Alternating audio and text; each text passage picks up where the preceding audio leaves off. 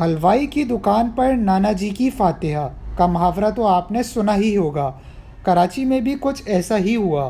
خاتون نے پڑوسی کے گھر سے 20 تولہ سونا چرایا اور یہ سونا بیچ کر عمرہ ادا کر لیا۔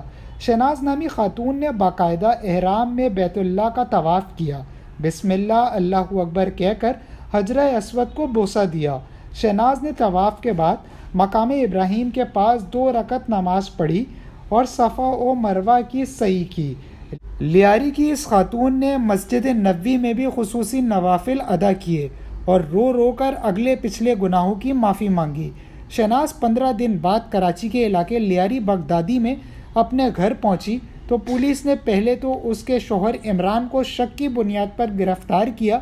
ملزم نے ایک ہی گھنٹے میں سب اگل دیا اور بتایا کہ اس کی بیوی نے پڑوسیوں کی غیر موجودگی میں ان کے گھر سے 20 تولہ سونا چوری کر کے عمرہ کر لیا ہے۔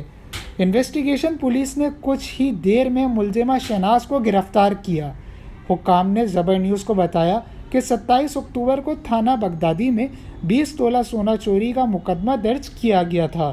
ملزمہ شہناز سے صرف 3 تولہ سونا اور 15 لاکھ روپے برآمد کیے جا سکے ہیں، جبکہ باقی سونا فروخت کیا جا چکا ہے۔